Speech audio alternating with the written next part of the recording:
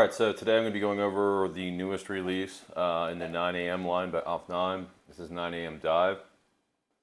So this, from what I've seen, is a fresh fragrance.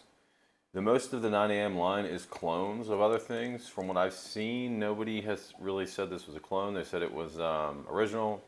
They couldn't release pinpoint it to anything that they were familiar with. Now, it could very well still be a clone, which would make sense since the other ones are clones. It could just be something that is less, well known. Anyway, I'm going to get into it. This is the box. As you can see, the presentation on these is pretty nice for the price point. I think I paid around 40 bucks for this shipped. Not bad at all.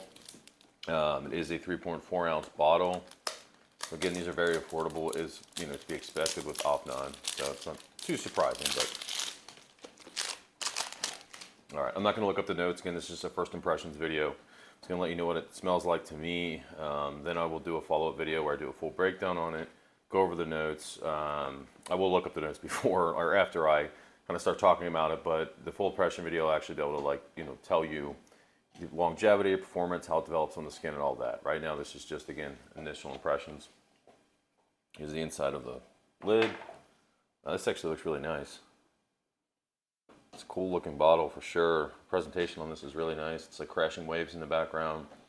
Bottle itself is blue. Now, the sticker's kind of peeling off.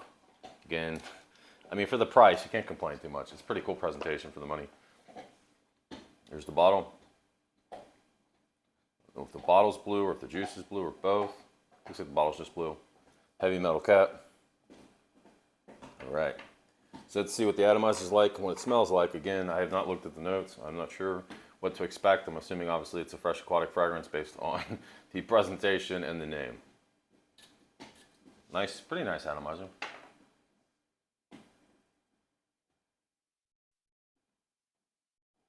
Ooh. So I've heard people say it smells like Bleu de Chanel. I'm not getting that. I'm getting more of a Y Live vibe as well, which is interesting because I also got that from Terra Nova, Jensen's Blue Ridge. There's a very sweet aldehydic vibe in here that you get in the Y DNA. It's certainly, now I could kind of see what they're talking about with the Bleu de Chanel because there is a powderiness to it instead of darkness. It's certainly sweet. This is not something I think I would wear in extremely high heat. It is a sweeter scent profile, definitely more, again, kind of like the Y line, the Bleu de Chanel line. Not, like people were thinking maybe potentially this was going to be an afternoon swim or something like that. It's not. Not at all. It's very sweet. This definitely reminds me more of, again, the Y DNA. I could see kind of Bleu de Chanel now as far as there being that powderiness as well and that sweetness, but I'm going to spray it on the skin.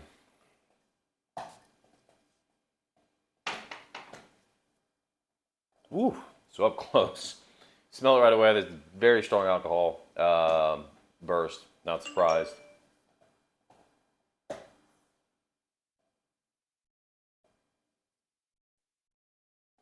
it smells different. A little different up close. It definitely smells like Y. Again, the YSL kind of DNA.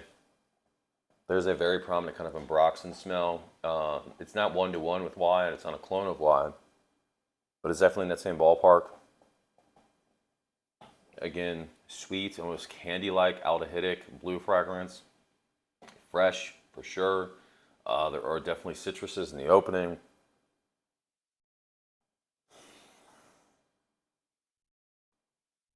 I don't know if it's not really like grapefruit like you would get from, something like, again, like a Tigar or something like that where it's realistic, or Light Blue Forever. This is definitely more of that kind of Bleu de Chanel grapefruit where it's not like an actual realistic grapefruit smell. If it's even grapefruit, it kind of smells like almost like a lemon. It's definitely, there's citruses in the opening though.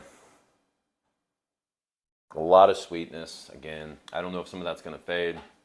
If you have something from the Y line, I'd say this is definitely redundant.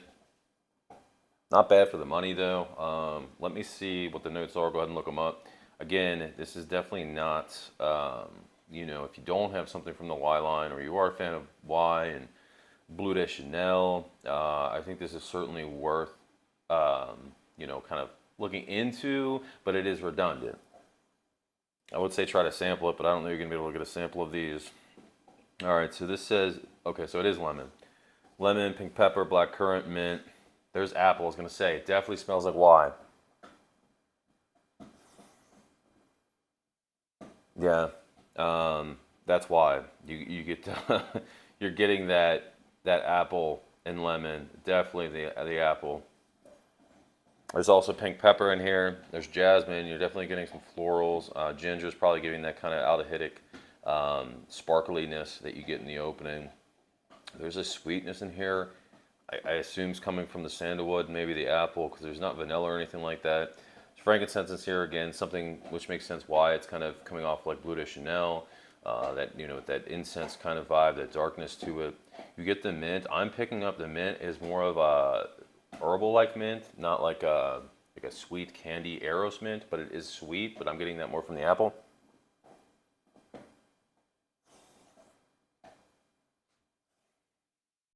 Yeah, I'm gonna just spray this on. Um, you definitely get the lemon as soon as you spray it. You get this nice lemon burst. That lemon starts to kind of fade, and the apple comes out a lot more, which really makes it smell like the Y DNA again. On the skin, it definitely smells less like Y than on the strip, the test strip, but it still reminds me of that. It's almost like you took a cross between Bleu de Chanel and YSLY, kind of mixed the two together. That's kind of what I'm picking up on here. It's almost like a hybrid between the two. I don't think it really fits the name Dive as far as this being an aquatic fragrance. It's more just like a blue fragrance. I don't know that I would really categorize it as aquatic. It's fresh, but it's again sweet and kind of slightly dark and almost powdery. It's got the kind of Bleu de Chanel kind of nuance to it. As it dries down, it definitely smells less like wine. Some of that green apple fades. That's kind of cloying sweetness that you get from the Y line, especially the eau de parfum. That starts to fade in the Y Live. That's as well also very sweet. It's smelling good, but again, I do think it's redundant. If you have anything from the Y line or Bleu de Chanel, I don't know that this is really necessary. I will say to some extent I kind of like this maybe better than either of those because it takes aspects of both and blends it. Now obviously Bleu de Chanel smells of higher quality. This certainly smells synthetic, but it's not bad. It's synthetic like the Y line is, so it's not like it's off-putting or anything like that. Yeah, I don't know. I like it, definitely. I think this is kind of the same with the Y line. Like I think you would really, it's for the younger crowd, and by younger crowd I mean probably like I wouldn't wear it really past 30. I mean I'm gonna wear it. I'm definitely past 30, but it's more kind of a juvenile, youthful scent profile, which it makes sense because the Y DNA as well. Yeah, to me this seems like they were kind of inspired by Y and Bleu de Chanel and those type of fragrances, and it's essentially 9 a.m.'s, you know.